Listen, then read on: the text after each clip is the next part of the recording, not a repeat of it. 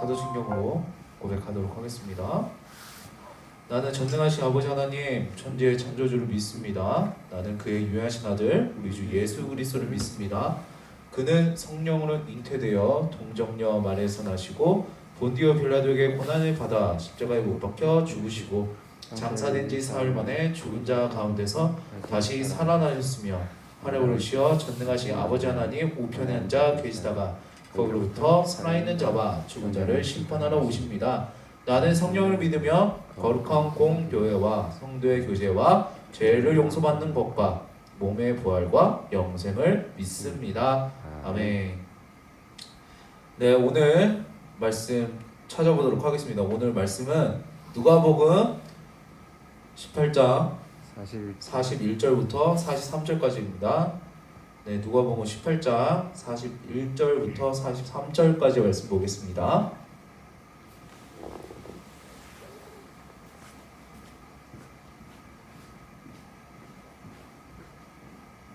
누가복음 18장 41절부터 43절까지 말씀 보도록 하겠습니다. 전사님이 읽도록 할게요. 내게 무엇을 하여 주기를 원하느냐? 이르되 주여 보기를 원하나이다. 예수께서 그에게 이르시되 보라 내 믿음이 너를 구원하였느니라 하시매 곧 보게 되어 하나님께 영광을 돌리며 예수를 따르니 백성이 다 이를 보고 하나님을 찬양하니라. 아멘. 네, 오늘 설교의 제목은 보기를 원합니다 라는 설교의 제목으로 우리 함께 은혜의 말씀 나눠보도록 하겠습니다.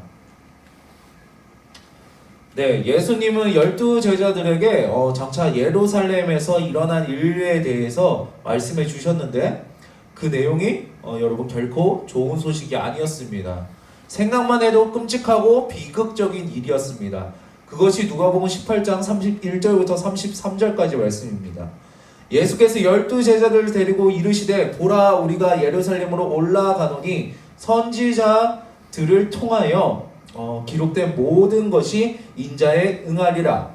인자가 이방인들에게 넘겨져 희롱을 당하고 능욕을 당하고 침뱉음을 당하겠으며 그들은 채찍질하고 그를 죽일 것이나 그는 3일 만에 살아나니라 하시되. 예수님께서 제자들에게 하신 이 말씀은 구약 시대의 선지자들이 하나님께서 보내실 구원자에 대해서 예언한 내용이었습니다. 예수님은 이 예언이 예루살렘에서 당신을 통하여 예수님을 통하여 성취될 것이라고 제자들에게 말씀하신 것입니다. 이 말은 곧 예수님이 바로 하나님께서 보내신 구원자라는 뜻이었습니다.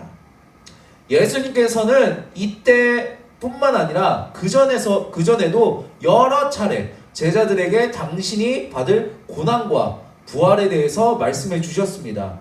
이르시되 인자가 많은 고난을 받고 장로들과 대제사장들과 서기관들에게 버림받아 죽임을 당하고 제3일에 살아나야 하리라 하시고 먼저 많은 고난을 받으며 이 세대에게 버림받아야 할지니라 이렇게 말씀하셨습니다.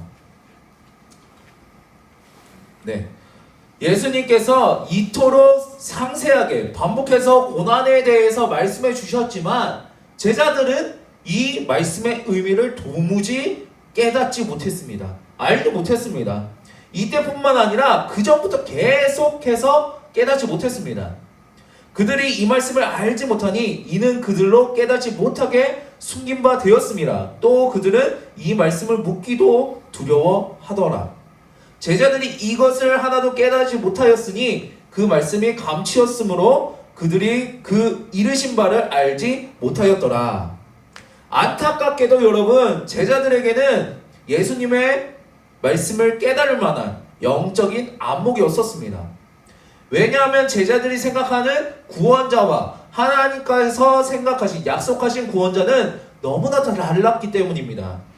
제자들은 여러 차례 전도사님이 설교를 통해서 말했지만 하나님께서 강력한 정치적, 군사적 힘을 갖춘 구원자를 보내줄 거라고 그렇게 철석까지 믿고 있었습니다. 그리고 기대했습니다. 그래서 이스라엘 민족을 로마의 압제로부터 해방시켜 주시고 한 걸음 더 나아가서는 온 세상 위에 우뚝 서게 해주실 것이라는 그런 기대와 믿음이 있었습니다. 하지만 하나님께서 약속하신 구원자는 이러한 현세적이고 세속적인 구원자가 아니었습니다. 하나님은 당신의 백성들을 죄에서 해방시켜 주실 영적인 구원자를 약속하셨습니다. 제자들은 예수님을 하나님이 보내신 구원자라고 여러분 믿었습니다. 그러나 문제는 정치적, 군사적 지도자로 여기고 있었다는 것입니다. 그러다 보니 예수님께서 사람들의 죄를 위해 고난을 받으시고 죽임을 될 것이라는 예언을 하셨을 때, 제자들은 그렇게 이야기했을 때 그 말씀을 도통 받아들이지 못했던 것입니다. 받아들이고 싶지 않았던 것입니다. 여러분 한번 생각해 봤으면 좋겠습니다. 여러분들이 제자들 관점에서 보면, 제자들 관점에서 우리가 한번 살펴보면 예수님은 강력한 군사적, 정치적 구원자입니다. 그동안 예수님께서 행하신 여러 가지 기적들은 이 사실을 뒷받침하기에 충분합니다. 그런데 예수님이 로마의 황제도 아니고 고작 일반 사람들한테 이리 휘둘리고 저리 휘둘리고 이방인들에게 조롱과 모욕을 당하다가 결국 목숨을 잃게 된다니 이게 말이나 되는 소리입니까? 이래서야 어떻게 이스라엘을 로마로부터 해방시키고 온 세상 위에 군림하게 만들 수 있을까요? 여러분 불가능한 일입니다. 그럼 예수님이 여러분 구원자가 아닐까요? 구원자가 아니란 말일까요? 이 역시 있을 수 없는 일입니다. 예수님은 분명 하나님께서 보내신 구원자이십니다. 제자들은 이 사실을 철석같이 믿고 있었습니다. 한마디로 제자들은 서로 상충되는 두 가지 믿음으로 인해서 혼란을 느끼고 있었는데, 이런 경우 해결책은 여러분 4가지입니다. 첫째, 예수님의 예언을 받아들이고 그 대신 예수님이 구원자라는 믿음을 포기하는 것입니다. 두 번째는 예수님의 예언을 거부하고 구원자라는 믿음을 계속 가지고 있는 것입니다. 세 번째는 예수님이 당신의 예언을 취소하고 제자들의 기대에 부응하는 것이었습니다. 네 번째로는 예수님을 여전히 구원자로 믿되 그분의 예언을 토대로 자신의 메시아관을 바꾸는 것입니다.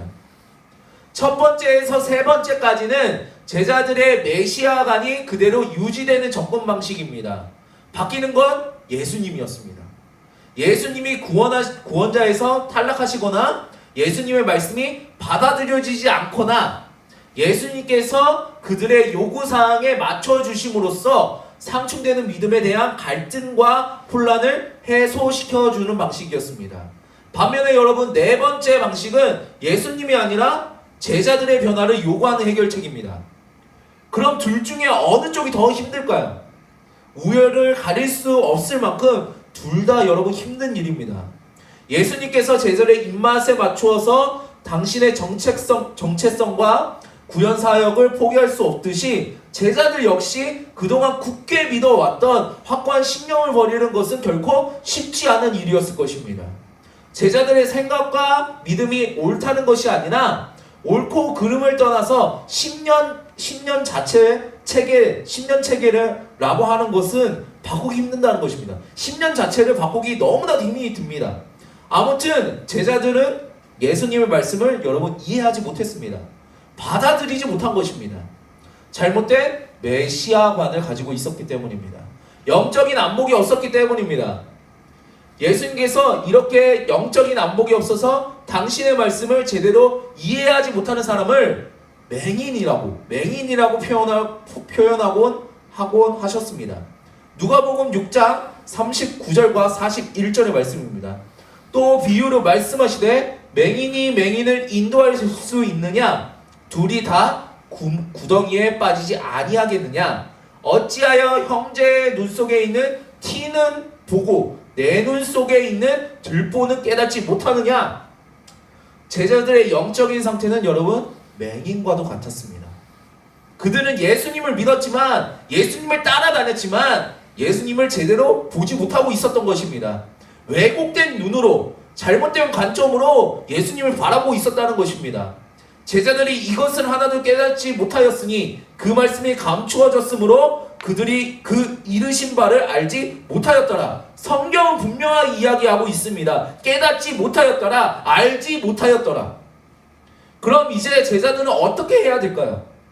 앞에서 말했던 4가지 해결책 중에서 어떤 것을 여러분 선택해야 되겠습니까? 예수님을 더 이상 구원자로 믿지 말아야 합니까? 계속해서 그분의 말씀을 거부하고 외면해야 됩니까? 아니면 예수님이 그들에게 맞춰주셔야 할까요? 이어지는 본문에서 우리는 그 답을 찾을 수 있습니다. 예수님께서 제자들과 함께 여리고 근처에 다다랐을 무렵에 어떤 맹인이 길가에서 구걸을 하다가 예수님이 오셨다는 소식을 듣게 됩니다. 그 말을 듣자마자 맹인은 불이 나게 예수님을 찾아갑니다. 그리고 큰 목소리로 예수님께 도움을 요청합니다. 여리고 가까이에 가셨을 때 한 맹인이 길가에 앉아 구걸하다가 무리가 지나감을 듣고 이 무슨 일이냐고 물은데 그들이 나사렛 예수께서 지나가신다 하니 맹인이 외쳐 이르되 다윗의 자손 예수여 나를 불쌍히 여기소서 하거늘 맹인은 예수님을 다윗의 자손이라고 불렀습니다. 쉽게 말해서 여러분 맹인이 예수님을 보고 구원자라고 말한 것입니다. 맹인은 예수님을 구원자로 여긴 것입니다. 맹인은 구원자 되시는 예수님께 도움을 요청했습니다. 어떤 도움을 요청했을까요? 당연히 여러분 맹인이니까 앞을 보게 해달라고 요청했습니다. 시력을 회복시켜달라고 간청했습니다. 예수께서 머물러 서서 명하여 데려오라 하셨더니 그가 가까이 오매 물어 이르시되 내게 무엇을 하여 주기를 원하느냐 이르되 주여 보기를 원하나이다. 맹인이 다윗의 자손이신 예수님께서 자신에게 문제를 해결해 주실 것이라고 믿고 예수님께 다가왔습니다. 그래서 예수님께 도움을 요청한 것입니다. 예수님은 그 믿음을 보시고 맹인을 고쳐주십니다. 예수께서 그에게 이르시되 보라 내 믿음이 너를 구원하였느니라 하심에 곧 보게 되어 하나님께 영광을 돌리며 예수를 따르니 백성이 다 이를 보고 하나님을 찬양하니라. 왜냐하면 예수님은 다윗의 자손 구원자이시고 이 구약의 예언에 따르면 구원자가 행하실 기적 중에 하나가 맹인의 눈을 뜨게 하는 것이었기 때문입니다. 그것이 성경에 나오고 있습니다. 하나님이 오사 너희를 구하시리라 하라. 그때 맹인의 눈이 밝을 것이며 못 듣는 사람의 귀가 열릴 것이며. 이제 이 사건을 예수님의 말씀을 깨닫지 못하는 제자들에게 대입해 보도록 하겠습니다. 여러분 앞서 말했듯이 제자들의 영적 상태는 여러분 맹인과 같았습니다. 하지만 제자들과 맹인 사이에는 결정적인 차이가 있었습니다. 그게 여러분 무엇일까요? 자신의 상태에 대한 정확한 인식입니다. 맹인은 자기가 여러분 맹인이라는 것을 너무나도 뼈저리게 알고 있습니다. 너무나도 분명하게 알고 있었습니다. 앞을 보지 못해 답답했고 서러웠고 무서웠습니다. 이 지긋지긋한 어둠에서 맹인은 해방되고 싶었습니다. 그런데 반면 제자들은 어땠습니까? 자신의 상태를 제대로 파악하지도 못하고 있었습니다. 제자들은 자기가 맹인인 줄도 모르고 있었습니다. 자기가 잘 보고 있고 잘 알고 있고 아무 문제 없다고 확신하고 다녔습니다. 그래서 예수님께서는 당신의 고난을 예언하셨을 때 그 말씀을 있는 그대로 받아들이는 것이 아니라 자기가 제대로 보고 있다고 착각하고 있는 그 방향에 끼워 맞추려고 했습니다. 그러니 어떻게 말씀을 제대로 여러분 제자들이 이해할 수 있었겠습니까? 그저 혼란스러웠을 것입니다. 제자들이 이 상태에서 벗어날 수 있는 유일한 방법은 자신이 맹인이라는 사실을 자각하고 인지하고 맹인처럼 하는 것입니다. 예수님께 달려가서 이 맹인처럼 예수님께 달려가서 도움을 요청했던 그 맹인처럼 도움을 요청해야 되는 것입니다. 예수님께 불쌍히 여겨달라고 제발 앞을 보게 해달라고 매달려야 하는 것입니다. 그러면 예수님께서 맹인의 눈을 고쳐주셨듯이 제자들의 영적인 안목도 여러분 곧 회복시켜 주실 것입니다. 마커스에 여러분 주님을 보게 하소서라는 찬양이 있습니다. 여러분 많이 들어봤을 것입니다. 이 찬양의 가사는 여러분 이렇습니다. 어두움 속에 찾아오셔서 주님의 영광 보게 하시네. 의심하는 나를 손 내밀어 잡아주시네. 두려운 맘 내려놓고 주 바라봅니다. 주님을 보게 하소서. 나를 붙드소서. 내 뜻과 내 생각 내려놓고 주님 앞에 나 엎드려 주의 음성 기다리니 나를 부르실 때 믿음으로 걸어가리. 여러분, 주님을 보려고 하려면 어떻게 해야 됩니까? 내 뜻과 내 생각을 여러분 내려놓아야만 합니다.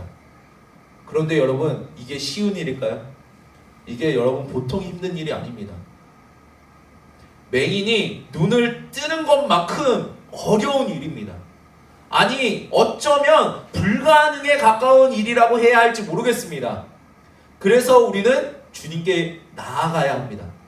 주님 앞에 엎드려서 주의 음성을 여러분 기다려야 합니다. 네, 오늘 말씀을 정리하도록 하겠습니다. 제자들은 여러분 예수님을 믿었습니다. 구원자로 믿었습니다. 하지만 순전히 자기의 신념대로, 자기 방식대로 예수님을 믿었습니다.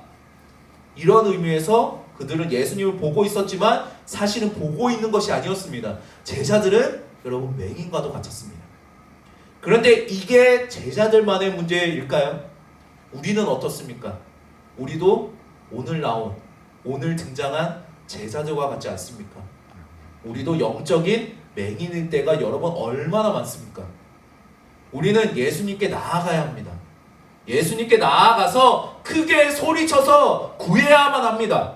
주님, 나를 불쌍히 여겨주세요. 주님, 나를 도와주세요. 나의 눈을 열어 주님을 보기 원합니다. 아멘. 그러면 예수님은 우리를 불쌍히 여겨서서 긍휼을 베푸셔 주실 것이고 은혜를 부어 주실 것입니다. 우리의 눈을 열어 결국은 주님을 보게 만들어 주실 것입니다. 아멘. 오늘 본문인 누가복음 18장 41절에서 43절의 말씀입니다. 쉬운 성경으로 전도사님이 한번 읽고 오늘 예배 마치도록 하겠습니다. 쉬운 성경입니다. 무엇을 해주기를 원하느냐? 그러자 그가 대답하였습니다. 주님, 다시 보기를 원합니다. 예수님께서 그에게 말씀하셨습니다. 눈을 떠 보아라. 내 믿음이 너를 낫게 하였다. 그가 눈을 뜨고 예수님을 따르며 하나님께 영광을 돌렸습니다. 오늘 이 말씀을 여러분 기억하면서 날마다 매 순간마다 예수님께 나아가 예수님의 도움으로 영적인 시력을 회복하고 회복된 시력으로 예수님을 제대로 바라보면서 그분을 따르는 주님의 자녀 되기를 간절히 소망하면서 기도합니다. 기도하겠습니다. 하나님 아버지 감사합니다. 오늘 이 맹인의 비유를 보면서 우리가 많은 것을 깨닫게 됩니다. 우리는 눈을 뜨고 많은 것을 바라보지만 이 맹인과 다를 바 없습니다. 주님을 믿지만 내가 원하는 방식대로, 내가 바라보고 싶은 대로 주님을 그 틀에 맞춥니다. 그러나 주님이 그렇게 원치 않으십니다. 우리가 맹인처럼 그 눈으로 사는 것이 아니라 영적인 안목을 회복하여서 주님이 원하시는 방향대로 바라보고 살 수 있도록 주님 도와주시옵소서. 주님, 우리 부족합니다. 이 코로나19 때문에 함께 예배드릴 수 없어서 더욱더 힘이 듭니다. 주님을 바라보기가 너무나도 힘이 듭니다. 주변 교회에서 계속해서 환자들이 나옵니다. 교회는 점점 욕을 먹어갑니다. 주님, 그 욕을 먹는 것도 힘이 듭니다. 그러나 주님, 이럴 때일수록 가라지와 알곡을 주님께서 골라주시고 알곡인 우리를 주님 사용하여 주시옵소서. 우리가 알곡되기 원합니다. 가라지 되지 않기 원합니다. 가라지는 결국 불태워서 없어질 것입니다. 주님, 우리가 알곡되어서 주님 앞에 제대로 쓰임받을 수 있는 우리 청소년부 아이들 될 수 있도록 주님 도와주시옵소서. 영적인 안목인 눈을 뜨게 하여 주셔서 주님께 엎드려서 나의 고집과 나의 생각을 내려놓고 오직 주님 한 분만 바라볼 수 있도록 주님 더하여 주시옵소서. 감사합니다 주님. 그리고 사랑합니다. 이 모든 말씀 사랑과 자비에 충만하신 예수 그리스도의 이름으로 기도드립니다. 아멘. 네, 오늘 예배 주기도문으로 마치도록 하겠습니다. 하늘에 계신 우리 아버지의 이름을 거룩하게 하시며 아버지의 나라가 오게 하시며 아버지의 뜻이 하늘에서와 같이 땅에서도 이루어지게 하소서. 오늘 우리에게 일용할 양식을 주시고 우리가 잘못한 사람을 용서해 준 것 같이 우리 죄를 용서하여 주시고 우리를 시험에 빠지지 않게 하시고 악에서 구하소서. 나라와 권능과 영광이 영원히 아버지의 것입니다. 아멘.